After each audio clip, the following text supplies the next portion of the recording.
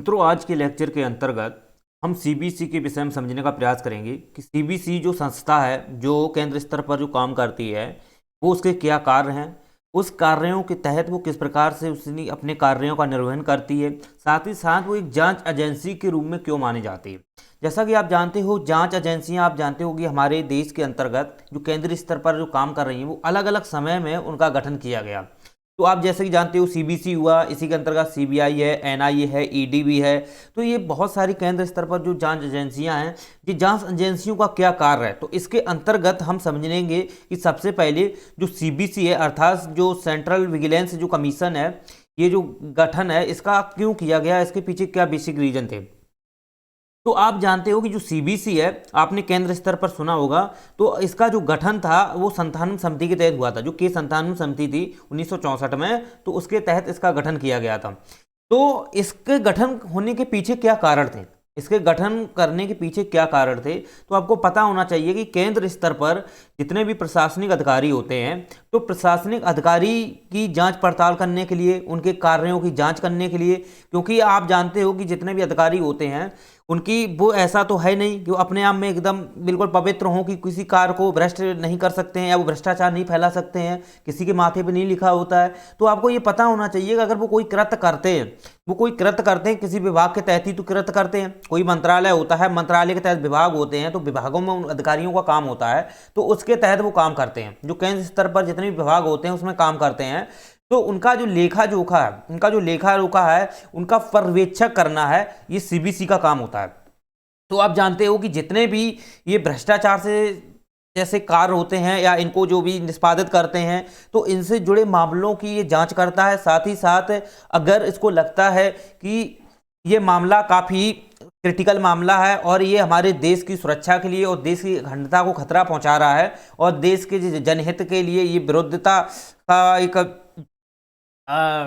उसको प्रासंगिक बना रहा है, तो ऐसी स्थिति में वो क्या करते हैं, जो सीबीसी है वो उसको दंड भी दे सकती है। तो दंड देने का भी प्रावधान है, इसलिए इनको अर्धन्यायिक प्रवृत्ति बोलते हैं। तो आपको इसलिए आप जानते हो कि जितने भी हमारे केंद्र स्तर पर जो एजेंसियां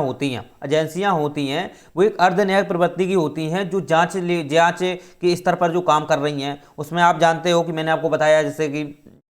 एनआईए जैसे नेशनल इन्वेस्टिगेशन एजेंसी है, ये 2008 में आई थी, ठीक, मुंबई हमला हुआ था इसके बाद। तो आप ये चीज़ें समझ सकते हो कि इनके अलग अलग होने के बेसिक रीजन क्या थे। तो ये सबका काम अपना अपना होता है, लेकिन सीबीसी का जो काम है, वो काम आप जानते हो, जो केंद्र स्तर पर जितने भी अधिकारी आपने देखे हों, चाहे कैबिनेट सचिव हों, चाहे सचिव हों, ABCD, जितने भी ये चार जो ग्रुप के जो अधिकारी होते हैं, इन ग्रुप के अधिकारियों की जांच करना, उन पर FIR करना, ये सभी इसका काम होता है। लेकिन ये मामले जो देखे हैं, ये सिविल से संबंधित मामलों को सुनता है, ये फौजदारी मामलों को नहीं सुनता है। केवल सिविल के मामले, अर्थात ऐसे मामले, दीवानी मामले होते हैं जहां पर लोगों की ज़मीनें हों या लोगों का ऐसे संबंधित जो निर्णय हो या उनके कुछ ऐसे विषय होते हैं जो दीवानी मामलों से जुड़े होते हैं, तो उनसे अगर उनके साथ ऐसा भ्रष्टाचार होता है, या केंद्र स्तर पर जो सरकार जो परियोजनाएं चलाती है, जो परियोजनाओं को रेगुलेट करने में जो अधिकारी लोगों का काम होता है, उसमें किसी प्रकार का भ्रष्टाचार है, घूसखोरी करते हैं, इसी में बहुत सारी आप जानते हो पैसे की घूसखोरी कर लेते हैं, तो इनकी सभी जांच पड़ताल करना, ये एक सीबीसी का आप जानते हो कृत्य होता है। तो आप जानते हो कि इनके जो काम है, इनके सभी एजेंसियों के काम अलग अलग होते हैं। तो हम सबसे पहले यही समझते हैं कि सीबीसी का गठन क्यों किया और सीबीसी के क्या कार्य होते हैं, इसकी संरचना क्या होती है, इसके विषय में जान लें। तो जैसा कि आप जानते हो सीबीसी, तो सीबीसी का मतलब ये होता है जो सेंट्रल विजिलेंस जो कमीशन है, राइट, इस कमीशन, ये आयोग है, और ये आयोग आप जानते हो क्यों गठन किया गया था। तो ये एक समिति थी, क्योंकि कोई समिति होती है, केंद्र स्तर पर समितियां होती हैं, वो समितियां अपनी सिफारिश देती हैं कि किसी क्षेत्र विशेष में कौन सी व्यवस्था होनी चाहिए, उस व्यवस्थाओं को लेकर के कैसे उसके प्रति प्रतिबद्धता होनी चाहिए, या आप ऐसे कौन से उसमें जो इम्पोर्टेंट विषय हैं उनके विषय में जो कानूनी तौर पर उसमें अधिनियम बनना चाहिए, तो उस संदर्भ में जो समितियां होती हैं वो गठित की जाती हैं, और कमेटी जो गठित होती है वो उस पर विचार विमर्श करती है कि हाँ, हमारे देश की एक नई व्यवस्था के तहत ये व्यवस्था होनी चाहिए ताकि हमारा देश में सुधारात्मक प्रयास हो सकें। इस संदर्भ को प्रमाणित करते हुए वो क्या करते हैं, अलग अलग कमेटी बैठाते हैं। तो उन्हीं कमेटियां में आपने देखा हो स्थायी तदर्थ कमेटियां होती हैं, तदर्थ समिति जैसे स्थायी समितियां हैं और अस्थायी समितियां भी होती हैं। तो इनके विषय में आप देखोगे, स्थायी हैं लंबे समय तक काम करती हैं, अस्थायी हैं अपने काम करने के बाद वो समाप्त हो जाती हैं। तो ऐसी जो समितियां होती हैं, तो समितियों का जो कार्य होता है केवल उस क्षेत्र विशेष में जानकारी करना होता है कि मुझे जिस क्षेत्र में कुछ नई नीति बनाना हो या कुछ नई एक्ट के तहत काम करना हो या कोई नए एक्ट को रेगुलेट करने के लिए उसको क्या है ऑपरेट करना हो, या कोई एक्ट उसके तहत बनाया भी जा सकता है। जैसे कि कोई ऐसे क्षेत्र विशेष में समितियां काम कर रही हैं, कोई समिति गठित की गई है किसी के संदर्भ के लिए, तो वो समिति जब गठित की जाती है तो समिति गठित करने के बाद उस समिति से ही उसकी जब सिफारिश केंद्र को दी जाती है, तो केंद्र क्या फिर उसमें क्या है, संसद उस पर एक्ट भी बनाती है या उससे आयोग भी बनाया जाता है। तो आप जानते हो इसी प्रकार से जो के संथानम कमेटी थी, के संथानम, तो के संथानम की अध्यक्षता में कमेटी गठित की गई थी, वह कमेटी थी के संथानम कमेटी, राइट। तो इस के संथानम जो कमेटी थी, इसके विषय में आप अगर देखोगे तो ये 1962 में गठित हुई थी, राइट। 1962 में ये गठित की गई थी और इसने अपनी जो रिपोर्ट थी वो 1964 में दी। इसने अपनी रिपोर्ट 1964 में दी और इसी की सिफारिश के आधार पर ही इसने अपनी सिफारिशें दी केंद्र स्तर पर कि क्या क्या हमारे यहाँ पे जांच पड़ताल होनी चाहिए, क्योंकि जरूरी नहीं है कि जितने भी अधिकारी होते हैं वो पवित्र हों या वो एक पारदर्शी हो किसी भी कृत्य करने के लिए, या वो अंदर से मतलब सच्चर हों, या वो अंदर से अपने आप को एक शुद्धता के रूप में हो, राइट। तो ऐसे तो है नहीं, तो इनकी जांच पड़ताल कैसे करनी चाहिए, तो इसके संदर्भ के लिए ही तो ये सेंट्रल विजिलेंस जो कमीशन था ये आया था। तो ये 1962 में आया और 1964 में इसने रिपोर्ट दी थी, लेकिन उस समय इसको कोई पावर नहीं थी, उस समय इसको कोई पावर नहीं दी गई थी। इसे पावर जो दी गई थी बाद में अधिनियम जब बनाई गई, बाद में अधिनियम बनाए गए तो उस अधिनियम के तहत इसे पावर दी गई, लेकिन ये पावर इसको नहीं दी गई थी। जो सेंट्रल विजिलेंस जो कमीशन है, राइट, इसे पावर जो दी गई थी इसे बाद में दी गई थी। चलिए, तो ये पावर इसको आप देखोगे, इसे पावर जो है वो भ्रष्टाचार निरोधक अधिनियम 1988 इसके तहत इसे पावर दी गई। साथ ही साथ 2002 में जो पीएमएलए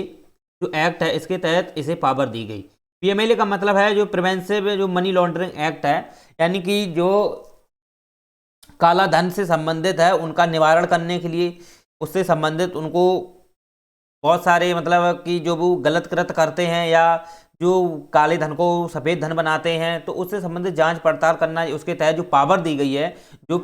सेंट्रल विजिलेंस कमीशन को ही दी गई, इस एजेंसी को ही दी गई है पीएमएलए के तहत। लेकिन इससे पहले इसे क्या कोई पावर थी क्या? ऐसा पावर तो नहीं थी, लेकिन बस ये अलग से ईडी के तहत काम करता था, राइट। तो ईडी के तहत जो काम करता, जो इन्फोर्समेंट जो डायरेक्टरेट होती है उसके तहत ये काम करता था। उसके विषय में अभी आगे समझेंगे। पहले ये समझ लीजिए कि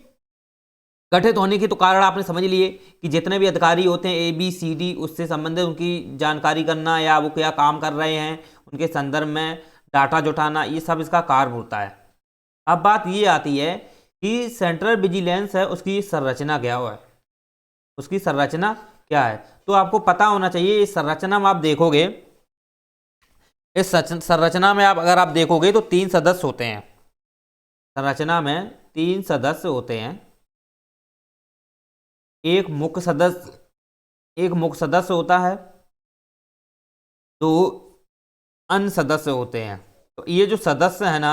ये जो सदस्य हैं आप अगर देखोगे तो ये प्रकार के अधिकारी ही होते हैं, ये भी अधिकारी ही होते हैं, ठीक है। और ये जो सदस्य है ये महानिदेशक रैंक का अधिकारी होता है, महानिदेशक रैंक का जो अधिकारी होता है, यानी कि इसे हम बोलते हैं प्रमुख कमिश्नर या आयुक्त, इसे हम प्रमुख कमिश्नर या आयुक्त से बोल सकते हैं। राइट, इस रैंक का इसमें अधिकारी होता है और दो अन्य सदस्य भी होते हैं, दो अन्य सदस्य भी होते हैं जो इसके अंतर्गत काम करते हैं। और इनकी जो इन्हें आप देखोगे जो नियुक्ति करता है, इनकी जो नियुक्ति करता है वो राष्ट्रपति करते हैं। इनकी नियुक्ति राष्ट्रपति करते हैं। और राष्ट्रपति ऐसा नहीं है कि इनकी नियुक्ति राष्ट्रपति अपने मनमान से कर दें, इनके लिए आप जानते हो कमेटी गठित करते हैं, वो इसकी कमेटी गठित करते हैं। तो कमेटी गठित करने के बाद इसमें राष्ट्रपति गठित करते हैं। तो कमेटी में भी आप देखोगे जो बहुत सारे आप देखोगे जो कमेटी होती है, तो इस कमेटी में भी आप देखोगे केंद्रीय गृह मंत्री, इसके अंतर्गत प्रधानमंत्री भी होते हैं, केंद्रीय गृह मंत्री होते हैं, केंद्रीय गृह मंत्री, प्रधानमंत्री, केंद्रीय गृह मंत्री, और लोकसभा का जो विपक्ष का नेता होता है, लोकसभा के विपक्ष के नेता, ये सभी इसमें होते हैं। राइट, तब ये कमेटी गठित होती है और इस कमेटी की सिफारिश के आधार पर ये कमेटी जांच पड़ताल करती है कि कैसा क्या किस व्यक्ति को नियुक्त करना चाहिए। तो ये उसकी जांच करती है, जांच करने के बाद पता करती है कि कैसे व्यक्ति को नियुक्त करना चाहिए। तो फिर वो क्या करती है, नियुक्त करती है। फिर वो एक इसी कमेटी के माध्यम से फिर कमेटी क्या करती है, फिर राष्ट्रपति को सिफारिश करती है और राष्ट्रपति फिर क्या करते हैं, वो एक मुख्य सदस्य और दो अन्य सदस्य की नियुक्ति करते हैं। राइट, लेकिन अगर हटाने की बात आए तो फिर राष्ट्रपति इन्हें हटाते हैं, राष्ट्रपति इन्हें हटा देते हैं। लेकिन इनके लिए फिर कोई ये कमेटी की आवश्यकता नहीं होती है। कमेटी केवल नियुक्ति में सिफारिश करती है, लेकिन हटाने में या उन्हें बर्खास्त करने में राष्ट्रपति ही केवल काफिल होते हैं, उन्हें हटाने में इसके बाद ये कमेटी की कोई आवश्यकता नहीं होती है। राइट, आप जानते हो इनका अगर कार्यकाल की बात की जाए तो 4 वर्ष का कार्यकाल होता है, या इनकी उम्र 65 साल हो जाए, यानी कि 4 वर्ष या ये पूरा कर लें अपनी कार्यकाल की शुरुआत, या ये 65 साल अपनी उम्र पूरा कर लें। यानी कि अगर कोई व्यक्ति 63 साल या 62 साल पे मुख्य सदस्य या सदस्यों में चयनित किया जाता है, तो 65 साल अगर उनकी एज हो जाती है फिर वो रिटायर हो जाएगा। राइट, भले ही उसकी 4 साल कार्यकाल क्यों ना हुआ हो, लेकिन 65 साल अंतिम एज होती है और 4 साल इसकी मिनिमम एज मानी जाती है। चलिए, तो आप ये चीजें समझ सकते हो इसकी संरचना के विषय में। राइट, अब हम बात करते हैं कि इसकी संरचना में ही इसका एक सचिवालय होता है, इसका एक सचिवालय होता है। सचिवालय में आप जानते हो कि इसमें वो सभी सदस्य बैठते हैं जो काफ़ी उच्च रैंक के अधिकारी होते हैं, जिसमें आपने देखा हो मुख्य सचिव हुए, संयुक्त सचिव हुए, लिख लो, जैसे मुख्य सचिव या हम इसे संयुक्त सचिव बोलते हैं, सॉरी ये संयुक्त सचिव, ये दूसरे अधिकारी होते हैं। मुख्य सचिव, संयुक्त सचिव, अवर सचिव भी होते हैं और उप सचिव। राइट, यानी सचिवालय का मतलब ये है यहाँ पे सचिव रैंक के जो अधिकारी होते हैं वो सचिवालय में बैठते हैं और इनका जो काम क्या होता है, इनका यही काम होता है कि जितने भी भ्रष्टाचार से लिप्त जो अधिकारी होते हैं ABCD रैंक के, ये तो A रैंक के, B रैंक के, A रैंक के अधिकारी मान लो हैं, तो ये आप क्या जानोगे कि इसके अंतर्गत जितने भी और भी अधिकारी होते हैं, ऐसा है नहीं कि यही केवल हो, और भी अधिकारी होते हैं, तो उनकी जांच करना, उनकी सब जांच रिपोर्ट तैयार करना, इनका ये सचिवालय का काम होता है। और सचिवालय आप जानते हो ये अपने हिसाब से खुद काम करता है। ये सचिव एक स्वतंत्र रूप से स्वतंत्र होता है और ये अपने कार्य करने के लिए सक्षम होता है। इसी के साथ साथ आप जानते हो कि ये सचिवालय के तहत आप जानते हो कि इसमें और भी जैसे कार्य होते हैं, जैसे आपने देखा हो जो भ्रष्टाचार से लिप्त हो। भ्रष्टाचार आप जानते हो जैसे कि बहुत सारे भ्रष्टाचार ऐसे होते हैं जो लीगल तौर पर नहीं होते, यानी कि अनलीगल भ्रष्टाचार मतलब करते हैं लोग। राइट, यानी कि भ्रष्टाचार तो वो कर ही रहे हैं, लेकिन वो भ्रष्टाचार जो है ना वो संपत्ति से जुड़ा हुआ है, केवल संपत्ति से। तो ऐसी संपत्ति को क्या करना है, नियंत्रण करना है, या उस संपत्ति को वापस लाना है, तो ऐसी स्थिति में उनकी जांच करना ये सचिवालय का ही काम होता है, राइट। लेकिन ऐसा नहीं है कि जितने ये मुख्य सचिव हैं, संयुक्त सचिव हैं, अपर सचिव हैं, उप सचिव हैं, कि ये भ्रष्टाचार नहीं करते हैं, ये भी करते हैं। तो इनके लिए भी आप जानते हो अलग से एक प्रोटेक्शन दिया जाता है, उसके तहत जैसे कि मुख्य सतर्क का अधिकारी होता है, वो जांच इनकी भी कर सकता है, राइट। ऐसा नहीं है कि ये काम कर रहे हैं तो जांच पड़ताल कर रहे हैं कि ये स्वयं भ्रष्टाचार नहीं कर सकते हैं, ये भी कर सकते हैं। क्योंकि प्रशासन में आप जानते हो कि कोई भी अधिकारी काम करता है तो उस अधिकारी जरूरी नहीं है कि वो अधिकारी जो है भले ही सेंट्रल लेवल पर काम कर रहा है, वो उच्च लेवल का है, वो भले ही दूसरे की जांच कर रहा है तो स्वयं में तो भ्रष्ट हो सकता है। तो उसकी जांच करने के लिए भी अलग से एक मुख्य सतर्क का अधिकारी होता है, वो विभाग में बैठता है, उसके तहत इनकी भी जांच हो जाती है। तो आप ये चीजें समझ सकते हो। तो इसको जो कार्य दिए गए थे, ये आपको मैंने बताया कि जो भ्रष्टाचार जो निरोधक अधिनियम है 1988 का, राइट, इसके तहत इसे पावर दी गई। लेकिन आपको एक चीज पता होना चाहिए कि इसे पावर, देखो कोई भी संस्था होती है वो एक प्रकार से देखी जाए न्यूट्रल होती है। कोई भी संस्था है या कोई एजेंसी है, जब तक आप वो अधिनियम के तहत या कोई ऐसा कानून नहीं बना देते हो जिसके तहत उसे पावर दिया है, तब तक वो कोई काम नहीं करती सी, ना वो किसी क्षेत्र में काम करती है। आप भले ही आयोग गठित कर लो, अगर आयोग को किसी के तहत आप वो कानून के तहत उसे शक्ति नहीं दोगे तो वो एक औपचारिकता है, उसे कोई पावर नहीं है, राइट। तो उसे एक बेस्ट शक्ति देने के लिए, एक परफरेंस देने के लिए उसे एक कानून बनाया जाता है और कानून के तहत उसे एक अधिकार दिए जाते हैं कि तुम इस अधिकार में आप काम करोगे, तो फिर उसी क्षेत्र में वो काम करती है। तो इसी प्रकार आप जानते हो कि जो सेंट्रल विजिलेंस कमीशन था, ये कार्य जो कर रहा है, ये 1988 के तहत जो भ्रष्टाचार निरोधक अधिनियम है, इसके तहत जो भ्रष्टाचार से, आप जानते हो भ्रष्टाचार जो निरोधक अधिनियम है एक इस प्रकार का अधिनियम है जो केंद्र स्तर पर जो अधिकारी होते हैं उनकी जांच पड़ताल करते हैं, राइट। भ्रष्टाचार निरोधक अधिनियम 1988 का मतलब यही है कि ये राज्यों की भी मतलब भ्रष्टाचार से संबंधित है, तो ये सभी के लिए अलाउ है पूरे भारत में, चाहे राज्य हो चाहे केंद्र हो। अगर ये भ्रष्टाचार आप जानते हो कि ऐसा भ्रष्टाचार है जो भारत के अंतर हो रहा है, तो उसकी भी ये जानकारी करता है। साथ साथ भारत के बाहर जो भारत की लोकतांत्रिक अखंडता से जुड़ा मामला हो, सुरक्षा से जुड़ा मामला हो या संप्रभुता से जुड़ा मामला हो, तो ऐसे मामलों से अगर कोई संलिप्त व्यक्ति है तो उसकी भी ये भ्रष्टाचार निरोधक अधिनियम के तहत उसे सजा दी जा सकती है, राइट। तो आप चीज़ें ये समझ सकते हो, अगर इसके चाहे व्यक्ति हो चाहे अधिकारी हो, उनको सजा मिल सकती है। लेकिन सीबीसी है वो इसी के तहत उसे पावर दी गई है। ऐसा नहीं है कि ये जो भ्रष्टाचार निरोधक अधिनियम है ये पूरा केवल सीबीसी के लिए ही बना है, ऐसा नहीं है। सीबीसी को इसके तहत पावर दी गई है कि सीबीसी ये एक्ट जो है इसके तहत वो काम करेगा, राइट, इसके तहत वो काम करेगा। तो भ्रष्टाचार में संलिप्त जो चीज़ें होती हैं, और भ्रष्टाचार में आप जानते हो कि भ्रष्ट जो लोग होते हैं, चाहे वो अधिकारी हो चाहे वो किसी भी व्यक्ति हो, तो उनसे संबंधित अगर कोई भी अनैतिक गतिविधि से लोग ग्रस्त हैं या जो अनैतिक गतिविधियां हैं उनसे लोग संलिप्त हैं, उनमें वो काम निरंतर कर रहे हैं और लोगों को ज़्यादा से ज़्यादा क्या है उनसे धन का जुटाने का प्रयास कर रहे हैं, तो ऐसी परिस्थिति में आप जानते हो भ्रष्टाचार निरोधक अधिनियम 1988 उन पर लागू हो जाता है। चलिए, इसी के तहत उनको पावर दी गई है सेंट्रल विजिलेंस कमीशन को। अब आप जानते हो कि 1988 के तहत इसे पावर दी गई, लेकिन इससे पहले इसका ये गठन तो इसका 1964 में हुआ था। के संथानम ने अपनी जब रिपोर्ट दी, तो इसके बाद 64 के बाद आप जानते हो कि ये 64 से 1988 के तक के बीच में ये क्या काम करती रही, यानी कि 1964 से लेकर आप जानते हो जो 24 साल, यानी कि 24 साल तक इसने और क्या काम किया।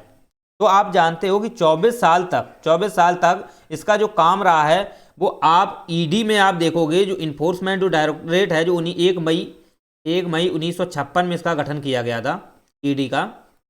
तो 1 मई 1956 में इसका गठन किया गया था। तो इसकी संरचना जो है, इसकी संरचना में जो भी अधिकारी रैंक जो गठित किए जाते हैं, तो उसमें आप देखोगे जो मुख्य सतर्कता अधिकारी होता है, मुख्य सतर्कता जो अधिकारी होता है, राइट, उसके द्वारा इनकी नियुक्ति की जाती है। ओके, जो ईडी है यानी कि अर्थात जो इन्फोर्समेंट जो डायरेक्टरेट है, राइट, तो इसके तहत यानी कि इसके तहत आप जानते हो कि इनके जो चयन होता है, मतलब कि इनके जो भी ईडी है तो इनके भी अधिकारियों का चयन होगा, मुख्य सदस्य का चयन होगा, तो इनकी चयन में आप जानते हो सीबीसी की भूमिका होती है। 1988 से पहले पहले भूमिका आज भी है, लेकिन आप जानते हो कि 1988 में जब इसको पावर नहीं थी तब तक ये क्या काम करता रहा, तो तब तक इसका काम ही था ईडी के तहत जो अधिकारी हुआ करते थे, तो ईडी के जो भी अधिकारी का चयन हुआ या सदस्यों का चयन हुआ तो वो चयन में सीबीसी का काम होता था, राइट, सीबीसी का काम होता था। और आप जानते हो सीबीसी के जो मुख्य होते थे, यानी कि जो भी कमेटी होती थी, राइट, जो भी कमेटी होती थी उस कमेटी में आप जानते हो कि सीबीसी के जो अधिकारी होते थे, मुख्य अधिकारी होते थे, ईडी की जो कमेटी होती थी उसमें सीबीसी के मुख्य अधिकारी होते थे, वो ईडी के अधिकारियों का चयन करते हैं, राइट, और 2 सहायक कमेटी के रूप में भी काम करते हैं। तो इस प्रकार आप जान सकते हो कि ईडी के तहत जो अधिकारी है उनकी नियुक्ति को लेकर है तो मुख्य सतर्कता अधिकारी सीबीसी है वही करती है, राइट। साथ ही साथ आप जानते हो कि जब इसकी कमेटी होती है, इसकी जब कमेटी हो है तो इसकी कमेटी में आप जानते हो कि जो मुख्य सतर्कता अधिकारी होते हैं, यानी मुख्य सदस्य वही होते हैं जो नियुक्ति के रूप में, मतलब जो इसकी कमेटी जो होती है सिफारिश करती है और सिफारिश के आधार पर ईडी में जो भी उसकी कार्यप्रणाली है, उसकी जागरूकता है, उसे संदर्भित जो भी फैसले निर्णय हैं वो ईडी लेती है, तो उसके अधिकारियों की जो नियुक्ति है वो कमेटी करती है। और कमेटी में आप जानते हो मुख्य सदस्य जो होते हैं वो सीबीसी के अधिकारी होते हैं। साथ ही साथ आप जानते हो इसके तहत कार्मिक प्रशिक्षण जो मंत्रालय होता है, कार्मिक जो प्रशिक्षण मंत्रालय है, कार्मिक प्रशिक्षण मंत्रालय है, इसके जो सचिव होते हैं, राइट, इसके जो सचिव होते हैं वो इसमें भाग लेते हैं कमेटी में, ठीक है। साथ ही साथ इसमें वित्त मंत्रालय के भी सचिव होते हैं। वित्त मंत्रालय, देखो जितने भी मंत्रालय हैं उसमें अपना एक सचिव होता है, राइट, वो सचिव वहाँ की जानकारी करना, उसकी देख करना, ये सभी अधिकारी होते हैं। ये आईएएस रैंक के ही अधिकारी होते हैं जो काफ़ी ऊपर तक जाते हैं और काम करते हैं। तो वो आप जानते हो कि इसी जो बड़ी बड़ी एजेंसियां हैं उनमें भाग लेना है, उनकी जो सदस्य हैं उनकी नियुक्तियों हैं, कमेटी जो गठित होती है उनमें भाग लेना है, तो इनका ये काम होता है। चलिए, अगर आप इन सदस्यों का अगर वेतन देखोगे तो यूपीएससी के जो अध्यक्ष होते हैं, यूपीएससी के जो अध्यक्ष होते हैं उनके समान इनके वेतन भत्ते होते हैं, इनके वेतन भत्ते हैं। जो यूपीएससी के अध्यक्ष हैं या मुख्य आयुक्त बोले हैं उनके समान ही इनका पेमेंट होता है, वेतन भत्ते होते हैं। चलिए, तो आप ये चीज़ें समझ सकते हो। जो ईडी है ये काम किसके तहत करता है, तो ये वित्त मंत्रालय में एक राजस्व विभाग होता है, राइट, वित्त मंत्रालय में एक राजस्व विभाग होता है, उस राजस्व विभाग के तहत इसका काम होता है। और ईडी का जो मुख्य अधिकारी होता है वो आईआरएस रैंक का होता है, राइट, इंडियन रेवेन्यू सर्विस। जो यूपीएससी जो इंडियन रेवेन्यू सर्विस चुनती है, चयन करती है इन लोगों का, तो वो ईडी जो इसके मुख्य अधिकारी जब उच्च लेवल तक इनकी मतलब प्रोन्नति होती है तो वहाँ आईआरएस के ही अधिकारी होते हैं जो ईडी के मुख्य सदस्य होते हैं। और इनकी नियुक्ति कौन करता है, इनकी नियुक्ति हमने बता दी है, कमेटी करती है जिसमें मुख्य सतर्कता अधिकारी भी भाग लेते हैं। मुख्य सदस्य के रूप में कार्मिक प्रशिक्षण मंत्रालय के सचिव भाग लेते हैं। सॉरी, वित्त मंत्रालय के सचिव हैं वो भी भाग लेते हैं, राइट। और ईडी किसके तहत काम करती है, वो राजस्व विभाग में काम करती है, वित्त मंत्रालय के तहत। चलिए, तो इतना पर्याप्त है आपको जानकारी। और इसका गठन जो था वो 1 मई 1956 में हुआ था। चलो, तो आपको पता होना चाहिए जो 1988 से पहले सीबीसी जो था वो ईडी में ही काम करते थे। ईडी से जो इनके अधिकारियों की नियुक्ति करना, उनकी अधिकारियों की नियुक्ति करना या उन अधिकारियों से जुड़े मामलों को देखना, ये ईडी का संदर्भित जो काम होते हैं वो ईडी करती है। लेकिन इससे ऊपर भी जो है वो सीबीसी काम करता था इन्हीं में। लेकिन सीबीसी को उस समय आप देखा जाए तो भ्रष्टाचार से संबंधित कोई जानकारी हो उससे कोई इनको मतलब नहीं था, क्योंकि उसे कोई पावर नहीं थी, केवल नियुक्ति संबंधित पावर दी गई थी, तो उससे संबंधित वो काम करती थी और वैसी कोई पावर नहीं थी, कानूनी पावर नहीं दी गई थी। इसलिए यह 1988 तक एक ईडी के तहत ही काम करती रही। लेकिन 1988 में जब इसे पावर दी गई, 1988 में इसे पावर दी गई, तो इसे पावर क्या दी गई, तो पावर आप जानते हो कि भ्रष्टाचार जो निरोधक अधिनियम है 1988 के तहत इसे क्या पावर दी गई, समझते हैं। जो भ्रष्टाचार निरोधक अधिनियम है 1988, इसके तहत इसे क्या पावर दी गई? तो आपको पता होना चाहिए कि हमारे यहाँ पे आप देखोगे, हमारे यहाँ पर जो मंत्रालय होते हैं, प्रत्येक मंत्रालय होते हैं, राइट, तो प्रत्येक मंत्रालय होते हैं, तो प्रत्येक मंत्रालय में जो भी गतिविधियां होती हैं, ठीक, उन गतिविधियों में आप जानते हो कि हो सकता है कि उन गतिविधियां में भ्रष्टाचार से संबंधित कोई मामला हो, राइट, भ्रष्टाचार से संबंधित कोई मामला हो। भ्रष्टाचार में आप जानते हो कि ऐसे भ्रष्टाचार जो संपत्ति से जुड़ा हो, राइट, वो संपत्ति सरकार की हो सकती है, राइट, सरकार की, क्योंकि मंत्रालय में जो भी कार्य प्रणाली वहाँ चलती है, या जो भी लेखा जोखा हो, ऑडिट वाला काम हो, या आप जानते हो कि ऐसा बहुत सारे काम होते हैं जो दफ्तरों के काम होते हैं और फाइलों के काम होते हैं। तो ऐसी फाइलों में आप जानते हो कि बहुत बहुत बड़ी संपत्तियां छिपी होती हैं, तो उनसे संबंधित, यानी संपत्ति से ही संबंधित जो भ्रष्टाचार है, ठीक है, मंत्रालयों में भ्रष्टाचार है, उसमें जो भ्रष्टाचार है उनकी जांच पड़ताल करने हेतु ये भ्रष्टाचार निरोधक अधिनियम के तहत उसे पावर दी गई, राइट। लेकिन भ्रष्टाचार निरोधक अधिनियम तो संपूर्ण भारत के लिए है, क्योंकि सरकार ने बनाया है तो वो तो सभी के लिए लागू है, लेकिन इसके तहत सीबीसी को पावर है, इसके तहत है, यानी कि ऐसा नहीं है कि इसके तहत जितनी भी इसमें जो प्रावधान है वो सीबीसी को टोटल प्राप्त है, ऐसा नहीं है, ऐसा नहीं है, लेकिन इसके तहत इसे शक्ति जरूर दी गई है, राइट। और वो शक्ति जो है वो केंद्र लेवल के अधिकारियों को ही दी गई है, मतलब केंद्र लेवल के जितने भी अधिकारी हैं वो भ्रष्टाचार से हैं तो उन्हें दंड देना, उनकी जांच पड़ताल करना, एफआईआर करना, उसको पावर सीबीसी को दी गई है। लेकिन ये राज्य के जो अधिकारी होते हैं, मतलब राज्य से संबंधित जितने भी अधिकारी होते हैं, उस पर सीबीसी सुनवाई नहीं करता है, उस पर सीबीसी नहीं सुनवाई करता है। इसके कार्य इसलिए सीमित हैं, ये केवल सीबीसी जो है वो सुनवाई करता है किसकी, वो केंद्र लेवल में जो अधिकारी होते हैं उनकी जांच करना, या उनसे संबंधित जो भ्रष्टाचार से जो मामले हैं उसमें जो अधिकारी संलिप्त हैं उन्हें सजा देना, उनका एफआईआर करना, ये संबंधित जो कार्य होते हैं वो सीबीसी के दिए गए, और वो पावर जो दी गई है इसके तहत दी गई। चलिए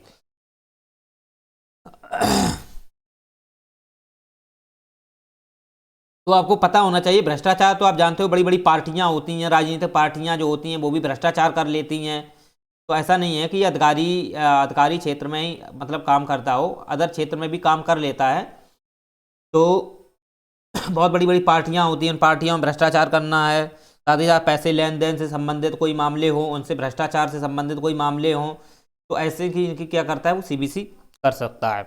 ये इसके तहत इसको पावर दी गई थी। इसके बाद आप जानते हो कि फिर 2002 में इसे और पावर दी गई, थोड़ा और मजबूत बनाया गया। आप जानते हो कोई संस्था होती है उसे समय के अनुरूप उसे और मजबूत बनाया जाता है, एकदम उसे मजबूत नहीं बनाया जाता है। समय के साथ जैसे जैसे बदलाव होता जाता है और जैसे जैसे प्रशासन में कार्य नए आते जाते हैं तो उनके लिए ज़रूरतमंद चीज़ें पड़ जाती हैं, ठीक है। उनकी देखरेख करने के लिए कोई भी अगर संस्था है उसे और कठोरीकरण किया जाता है, उसको मजबूती प्रदान की जाती है, उसे सतर्कता दी जाती है कि आप अब और सतर्क हो जाइए, आपको जिम्मेदारी और अधिक दी जानी चाहिए, दी गई हैं कि आप इस क्षेत्र में और अच्छे से काम करेंगे। क्योंकि आप जानते हो कि समय के साथ बदलाव होगा, देश में विकास होगा, तो बहुत सारे परियोजनाएं होती हैं, नई नई नीतियाँ होती हैं, नए नए कार्यान्वयन होते हैं, तो उनसे संबंधित हैं जितने भी फाइलें होती हैं उनकी लेखा जोखा है वो उसमें वृद्धि होती है, तो उनके संबंधित जितनी भी जांच है उसमें भी और थोड़ा मजबूती आनी चाहिए। तो आप जानते हो उसके तहत आप जानते हो 2002 का पीएमएलए आया था, यानी कि प्रिवेंशन मनी लॉन्ड्रिंग जो एक्ट था, राइट, ये 2002 में आया था। चलिए, तो 2002 में आया था। ये आप देखो क्या है, ये मतलब दीवानी संबंधित, आप जानते हो कि पीएमएलए का मतलब ये होता है प्रिवेंशन जो मनी लॉन्ड्रिंग है। तो मनी लॉन्ड्रिंग आप जानते हो कि हमारे देश में आप जानते हो संपत्ति को लेकर के बहुत ज़्यादा भ्रष्टाचार होता है। तो संपत्ति को लेकर आप जानते हो जैसी कैसी संपत्ति है,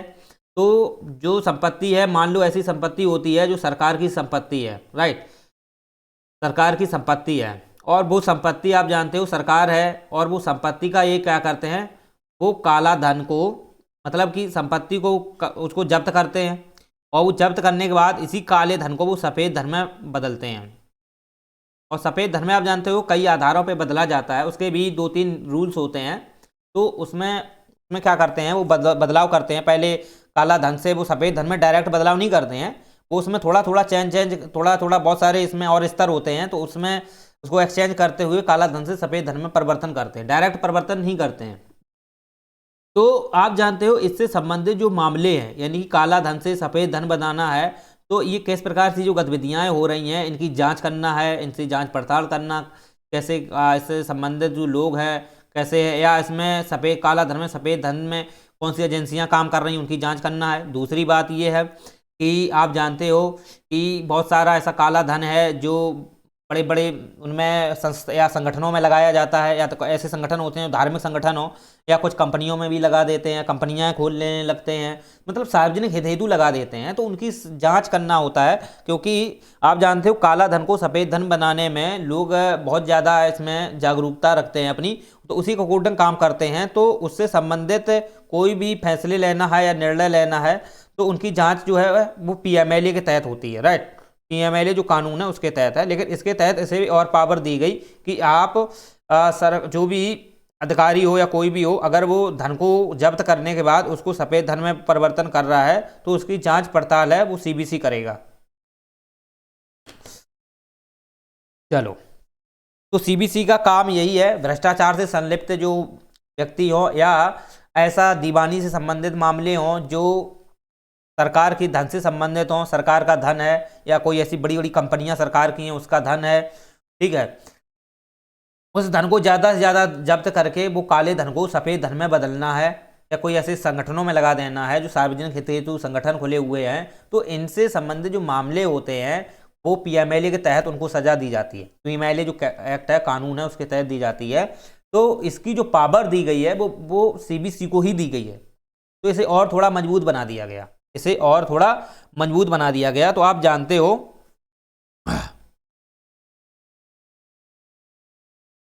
फिर इसे 2003 में वैधानिक दर्जा दिया गया।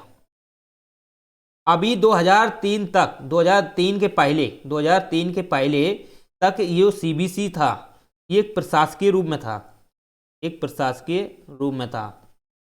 इसका मतलब थोड़ा समझ लो। देखो, आप जानते हो एक तो संवैधानिक होता है,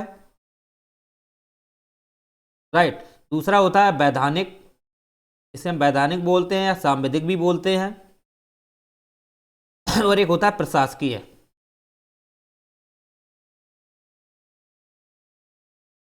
चलिए, तो आप यहाँ चीजों को समझ लो।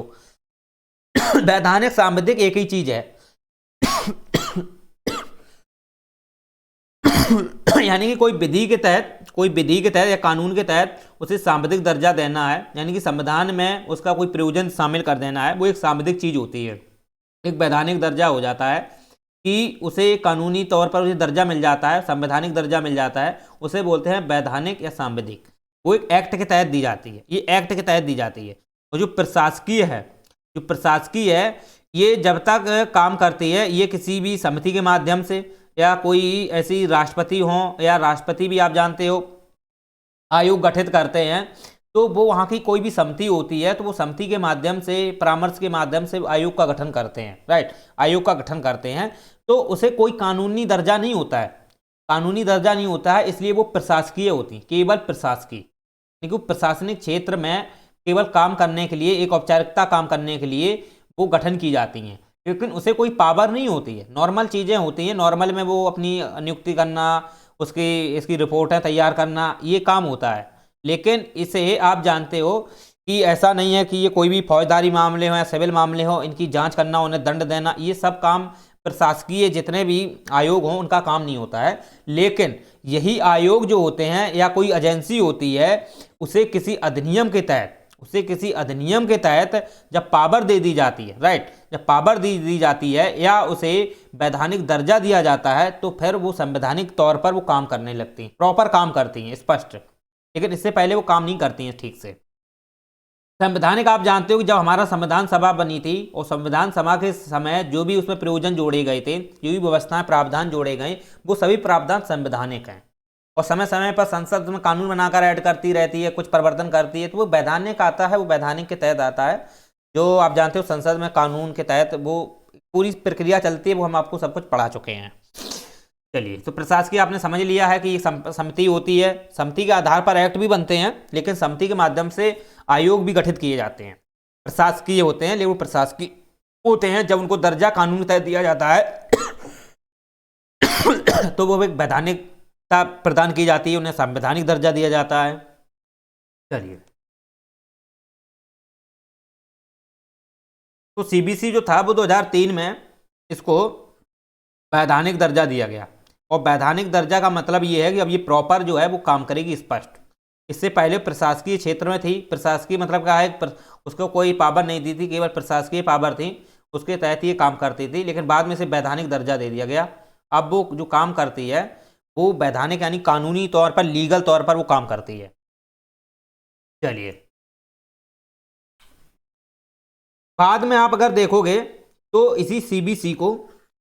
जो 2013 का जो लोकपाल लोकायुक्त अधिनियम है, लोकपाल लोकायुक्त जो अधिनियम है, उसके तहत इसे थोड़ा और पावर दी गई।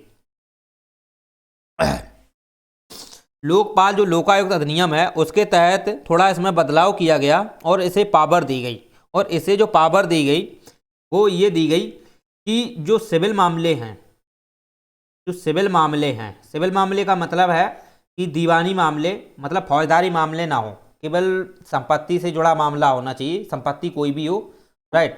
कंपनी संपत्ति हो सकती है, चल अचल जो संपत्तियां हैं वो सभी संपत्ति हैं वो सिविल के मामलों से ही जुड़ी होती हैं, राइट। वो किसी नागरिकता से जुड़ी हों, किसी व्यक्ति नागरिकता से जुड़ी हों, या किसी सरकार द्वारा कोई ऐसी प्रयोजन व्यवस्थाएं से जुड़ी हों जो संपत्ति से मतलब संपत्ति ही हो, वो सभी सिविल मामले होते हैं। तो इसके तहत आप जानते हो जितने भी सिविल मामले हैं, तो इन मामलों की जो सुनवाई है वो सीबीसी करेगा। वो इसको लोकपाल लोकायुक्त के तहत उसे पावर दी गई। और आप जानते हो इसे और ये पावर दी गई जो सिविल मामलों में जो भी ABCD जो रैंक के अधिकारी हैं, राइट, ये रैंक के अधिकारी हैं, इन अधिकारियों पर आप जानते हो जैसे केंद्र सरकार के हों, जैसे केंद्र सरकार, राइट, केंद्र सरकार, या आप जानते हो बहुत सारे विभाग होते हैं,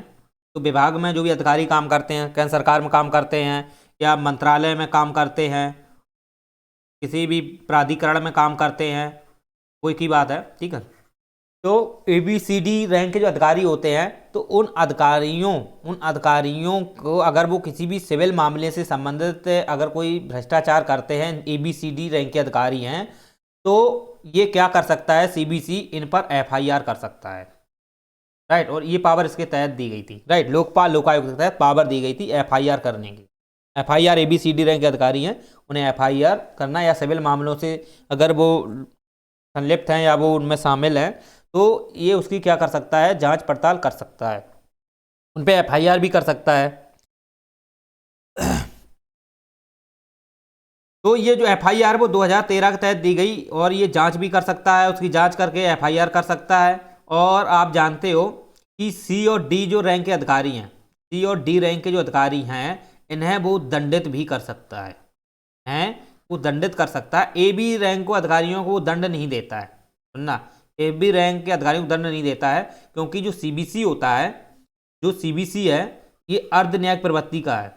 अर्ध न्यायिक प्रवृत्ति का है, यानी कि ऐसे अर्ध न्यायिक प्रवृत्ति मतलब ऐसे संस्थाएं होती हैं जो अर्ध न्यायिक प्रवृत्ति की हैं, यानी कि इन्हें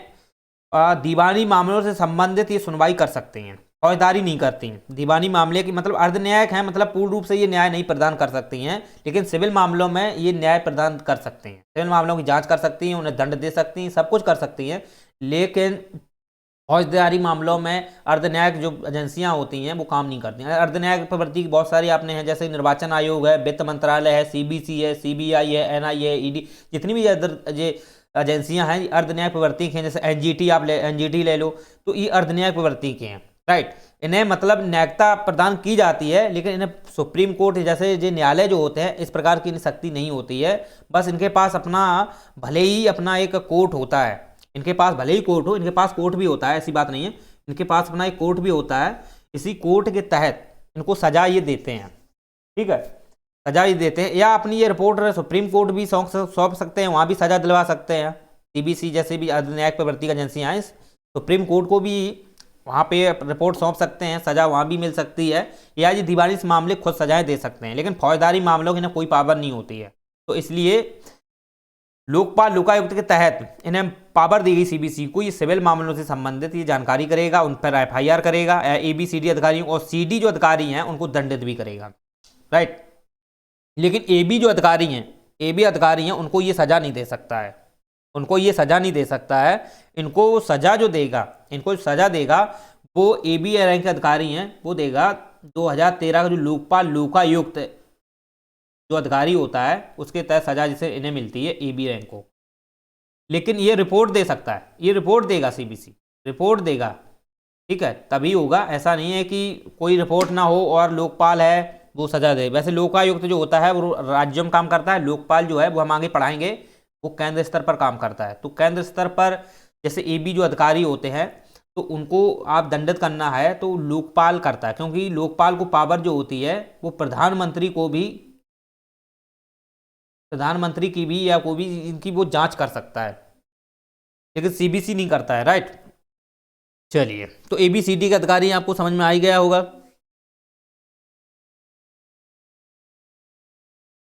क्योंकि ये जो है ना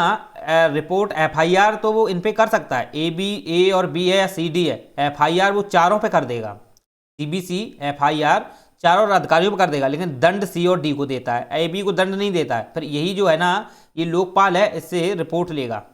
मतलब इससे रिपोर्ट लेगा एफआईआर की ए बी रैंक पर, तो ए बी को फिर ये लोकपाल के तहत ने सजा, लोकपाल सजा देता है फिर इन्हें। चलिए, तो इतनी बात आपको इस पर समझ में आ गई होगी। इसके बाद आप जानते हो कि इनके कार्य क्या होते हैं, थोड़ा कार्य के विषय में और थोड़ा समझ लो। तो आपको पता होना चाहिए इसके अगर कार्य की बात की जाए तो आप जानते हो कि मंत्रालय में जो मंत्रालय होते हैं तो मंत्रालय के बहुत सारे विभाग होते हैं, राइट, बहुत सारे विभाग होते हैं। तो विभाग में आप जानते हो कि जो भी वहाँ पे अधिकारी हों या जो भी वहाँ पे जितने भी अधिकारी होते हैं विभाग में काम करते हैं, राइट, तो उन विभाग में उनकी जांच करना है, कैसे उनकी देखरेख करना है। तो इससे संदर्भित आप जानते हो वहाँ पर क्या होता है, सीबीसी का एक मुख्य सतर्कता अधिकारी होता है, मुख्य सतर्कता अधिकारी, और प्रत्येक विभाग में एक मुख्य सतर्कता अधिकारी होता है, राइट, प्रत्येक विभाग में एक मुख्य सतर्कता अधिकारी होता है। और ये मुख्य सतर्कता अधिकारी जो है ये काम क्या करता है, ये काम क्या करता है, वहाँ पे जितने भी विभाग होते हैं, राइट, विभाग में इतने सारे अधिकारी बैठते हैं तो हर एक विभाग में मुख्य सतर्कता अधिकारी होता है, और इसका एक काम ये होता है कि वहाँ पर जितनी भी काम हो रहे हैं उसकी देखरेख करना, उसकी जांच करना, राइट, उसकी जांच करना का मतलब यही है कि वो काम जो कर रहे हैं वो ठीक ढंग से कर रहे हैं कि नहीं कर रहे हैं, कि गोलमोल कर रहे हैं, क्या कर रहे हैं, वो सभी है मुख्य सतर्कता अधिकारी देखता है, ओके। और ये गोपनीयता के आधार पर काम करता है, इनको सुरक्षा दी जाती है, गोपनीयता जो अधिनियम है संरक्षण, गोपनीयता संरक्षण अधिनियम, इसके तहत इन्हें सुरक्षा प्रदान की जाती है। ऐसा नहीं है कि इनको सुरक्षा ना दी जाती है, सुरक्षा दी जाती है मुख्य सतर्कता अधिकारियों को, कि जो विभाग में काम कर रहे अधिकारी हैं उनकी देखरेख करना, पर्यवेक्षक के रूप में काम करना है, ठीक है। अगर उनको लगता है कि उनको लगता है कि अगर इस विभाग से संबंधित कोई भी अधिकारी है गलत काम कर रहा है तो फिर ये अपनी रिपोर्ट भी सीबीसी को देता है, ये अपनी रिपोर्ट सीबीसी को देता है। लेकिन ये जांच करता है विभाग में जितने भी अधिकारी होते हैं उसकी उनका मतलब जांच करना है, जांच पड़ताल करना है, साथ ही साथ विधि सम्मत कार्य करना है, राइट, ये काम करता है। और जो भी अधिकारी हैं उसमें विभाग में वो ठीक ढंग से विधि सम्मत कार्य कर रहे हैं या नहीं कर रहे हैं, बस ये जानकारी करता है और गोपनीयता के आधार पर काम करता है। चलो, लेकिन आप जानते हो जो मुख्य सतर्कता अधिकारी होता है ये भले ही सीबीसी के तहत है लेकिन इसको पावर जो है वो दो में दी गई, एक सीबीसी में भी दी गई है और सीबीआई में भी दी गई है। ये सीबीसी के काम करता जरूर है, यहाँ मुख्य सतर्कता अधिकारी है वो सीबीसी को भी रिपोर्ट देता है, और अगर सीबीआई है तो सीबीआई से जुड़ा मामला है तो सीबीआई को भी देता है, ठीक है। सीबीआई के अभी हम सीबीआई आगे पढ़ेंगे, सेंट्रल जो ब्यूरो इन्वेस्टिगेशन है उसके विषय में भी समझेंगे, पहले सीबीसी को समझ लो। तो मुख्य सतर्कता जो अधिकारी है ये वाला, ये सीबीसी को भी रिपोर्ट देता है, सीबीआई को भी दे सकता है, ऐसी बात नहीं, अगर उनको लगता है कि सीबीआई से जुड़ा मामला है तो सीबीआई को भी देगा। चलिए, तो आप जानते हो कि ये गोपनीयता के आधार पे काम करते हैं, जितने भी मुख्य सतर्कता अधिकारी हैं ये गोपनीयता के आधार पे काम करते हैं, अब बात ये आती है कि जितने ये अधिकारी हैं, मान लो मुख्य सतर्कता अधिकारी प्रत्येक विभाग में होता है, एक तो होता नहीं, एक विभाग में एक होता है मुख्य सतर्कता अधिकारी। तो इसी प्रकार से आप जानते हो कि जितने भी विभाग होते हैं उनमें मुख्य सतर्कता अधिकारी होता है, वो काम करता है। तो आप इसके बाद आप जानते हो कि इनकी भी जांच करने के लिए मुख्य सतर्कता अधिकारी है या और विभाग हैं, इनके लिए एक एक्ट आता है, व्हीसल ब्लोअर एक्ट, व्हीसल या हम इसे व्हीसल बोलते हैं, व्हीसल ब्लोअर एक्ट। ये 2011 में आया था और 14 में ये लागू हुआ। तो व्हीसल जो लोअर एक्ट है, इसके तहत व्हीसल मतलब होता है सतर्क करना, व्हीसल का मतलब ही है सतर्क करना, यानी कि लोअर का मतलब है जो कानूनी तौर पर उसमें काम कर रहे हैं उनको सतर्कता करना, सतर्क, राइट, सतर्क करना, उनको सतर्क करना होता है। क्योंकि जितने भी अधिकारी रैंक के जितने भी उसमें काम करते हैं, सभी काम करते हैं, चाहे मुख्य सतर्कता अधिकारी है, ये तो जांच ही देख रेख करता है, तो इनको सतर्क करने का काम है व्हीसल लोअर एक्ट का। तो आप जानते हो ये जो है ना, इसमें अधिकारी होता है, इसमें एक अधिकारी नियुक्त किया जाता है, और ये भी अधिकारी आप जानते हो जो गोपनीयता के आधार पर काम करता है, गोपनीयता के आधार पर काम करता है, और इनको इसके तहत ही संरक्षण दिया जाता है, राइट। गोपनीयता जो संरक्षण अधिनियम है इसके तहत इसे भी संरक्षण दिया जाता है। और आप जानते हो जो ये अधिकारी है, अगर जितने भी मुख्य सतर्कता अधिकारी हैं, आज पर्यवेक्षक रूप में काम कर रहे हैं या विभाग में जो भी काम कर रहे हैं, तो ये जो अधिकारी होता है ये अपनी जो रिपोर्ट है ये सीबीसी को देता है, और ये रिपोर्ट जो होती है वो लिखित देता है, ओके। तो आप ये एक चीज समझो कि जो मुख्य सतर्कता अधिकारी होते हैं, तो ये अधिकारियों का काम क्या है, पर्यवेक्षक के रूप में काम करना, वहां देख रेख करना। तो ऐसा भी तो हो सकता है कि इसके विरुद्ध भी कुछ अभियोजन ये चला सकें, क्योंकि इसमें विभाग में बहुत सारे अधिकारी भी होते हैं, वो गलत काम भी कर रहे हैं और इसके खिलाफ भी कुछ कर सकते हैं, इसका मर्डर भी करा सकते हैं, जो भी करा सकते हैं, समझ रहे हो ना। तो इसको पर्यवेक्षक करने के लिए, इसको संरक्षण देने के लिए ये व्हीसल लोअर एक्ट आता है, और इसमें जो अधिकारी होता है ये सतर्क देखता है कि जो भी काम वहां कर रहे हैं, ये मुख्य सतर्कता अधिकारी जो काम कर रहे हैं, ये पर्यवेक्षक का काम कर रहे हैं, इनका सुरक्षा है या नहीं है, कितनी है, वो कैसी है, ये सब कुछ ये अधिकारी भी देखता है, राइट। अगर इसके साथ गलत होता है तो ये अपनी रिपोर्ट है वो लिखित रूप से देगा सीबीसी को, ये भी देते हैं, लेकिन ये भी रिपोर्ट अपनी सीबीसी को देगा। तो ये रिपोर्ट जो है ना सही होनी चाहिए, गलत नहीं होनी चाहिए, समझ रहे हो। अगर ये रिपोर्ट गलत होती है, अगर इसने जो व्हीसल लोअर एक्ट है इसके तहत जो अधिकारी होता है, अगर इसने अपनी लिखित रिपोर्ट अगर सीबीसी को गलत दे दी, तो इस अधिकारी को आप जानते हो 2 साल की सजा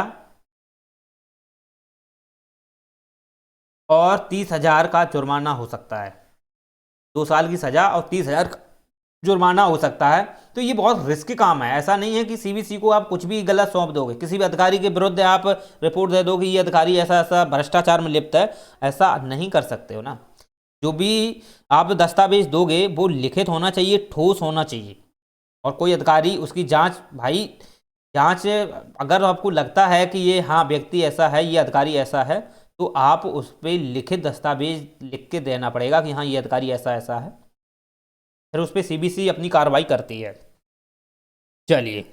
तो व्हीसल ब्लोअर एक्ट के तहत आप समझ सकते हो कि इनको गोपनीयता का संरक्षण और दिया गया, साथ ही साथ इन अधिकारियों को पावर दी गई और इनकी सुरक्षा बढ़ाई गई। जितने भी मुख्य सत्ता अधिकारी हैं इनकी सुरक्षा बढ़ाई गई, ताकि इन पर किसी प्रकार का अदर जो अधिकारी हैं वो इन पे किसी प्रकार की अलग से कोई इन पे केस ना कर दें, या इनको किसी प्रकार से इनकी मर्डर कर दें, ये चीज़ें सब देखनी पड़ती हैं ना। तो इसलिए एक व्हीसल जो लोअर एक्ट है उसके तहत इनको सख्ती दी जाती है। चलो,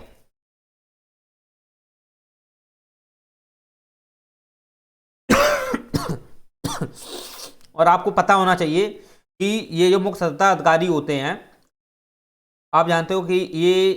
सेना है, जो जैसे सेना हुई, जो सेना आप जानते हो सेना है, उनकी जांच नहीं करती है। साथ ही साथ प्रधानमंत्री के जो बॉडीगार्ड होते हैं, प्रधानमंत्री के जो साथ में जो सेना काम करती है, या जो प्रधानमंत्री की सुरक्षा के लिए जो सेना होती है, उनके विरुद्ध ये अपना अभियोजन नहीं चलाते हैं, राइट। के विरुद्ध अभियोजन नहीं चलाते हैं, बस ये अधिकारियों पे ही काम करते हैं। और जो प्रधानमंत्री के आसपास जो भी, वो भी एक प्रकार के अधिकारी होते हैं, वो भी अधिकारी होते हैं, IPS रैंक के अधिकारी होते हैं। तो जो सुरक्षा होती है प्रधानमंत्री की, उसमें जो अधिकारी काम करते हैं, तो उसमें सेना के रूप में वो काम करते हैं, तो उनमें ये अपना अभियोजन नहीं चलाती है, लेकिन और अदर पे जितने अधिकारी हैं उन पे अभियोजन चलाती है। सेना और प्रधानमंत्री के जो भी बॉडीगार्ड हैं या उनकी जो अधिकारी रैंक के जो भी सेना होती है, उन पर ये अपना अभियोजन नहीं चलाती है। इसी साथ साथ देख सकते हो जो CBC है, जो CBC है, ये राज्य में जितने भी अधिकारी होते हैं उन पर कोई प्रकार का पावर नहीं दी गई है। CBC को राज्य से संबंधित पावर नहीं दी गई, इसलिए ये सीमित पावर दी गई है केंद्र लेवल में ही। ठीक, राज्य में है वो हम आपको CBI में बताएंगे, लेकिन CBC को इतना पावर नहीं है कि वो राज्यों के अधिकारियों को भी जांच पड़ताल वहाँ पे करे, लेकिन ये केवल केंद्र के जितने भी अधिकारी होते हैं उनसे भ्रष्टाचार से संबंधित जो दीवानी जुड़े मामले हैं उनकी जांच पड़ताल, उन्हें दंडित कर देता है। लेकिन C और D रैंक के अधिकारियों को, A और B को लोकपाल करता है। चलिए, तो उम्मीद करते हैं आपको ये चीज़ें समझ में आ गई होगी कि किस प्रकार से इसका गठन है, कैसे काम करता है, किसे रिपोर्ट देता है, इसका खुद का अपना कोर्ट होता है, कोर्ट में C और D रैंक को दंडित भी कर सकता है, और ये अपनी रिपोर्ट है जो दंड की जो रिपोर्ट है वो सुप्रीम कोर्ट को भी दे सकता है, वहाँ पे सुप्रीम कोर्ट को भी तहत उन्हें सजा दिला सकता है। तो ये इसका सबका अपना एक काम होता है। चलिए, और ये अपने में एक सतर्क होता है, स्वयं स्वतंत्र रूप से काम करता है, इस पर किसी प्रकार का दबाव नहीं होता है, ना किसी संस्था का, ना किसी सरकार का, ना सुप्रीम कोर्ट का कोई दबाव नहीं है। यहाँ के जो अधिकारी होते हैं वो स्वयं सतर्क रूप में काम करते हैं, इसलिए जो विसल डोवर एक्ट आया, विसल का मतलब है सतर्कता, तो सतर्कता के रूप में ये काम करते हैं। और फिर ये अपनी रिपोर्ट है वो CBC को देते हैं, फिर वो जांच पड़ताल करते हैं, और अगर व्यक्ति भ्रष्टाचार से लिप्त पाया जाता है, अधिकारी लिप्त पाया जाता है, तो फिर वो अगर वो C और D का है तो फिर उसे सजा मिलती है कोर्ट में, लेकिन दीवानी मामले, केवल दीवानी, इसमें फौजदारी मामले ये नहीं सुनती। चलिए, तो उम्मीद करते हैं आपको लेक्चर अच्छा लगा होगा CBC का। लाइक शेयर सब्सक्राइब कीजिए, 1-2 बार आप देखोगे तो कन्फर्म आपको समझ में आ जाएगा। चलिए, डिस्क्रिप्शन बॉक्स में जाके टेलीग्राम को जरूर ज्वाइन कर लें।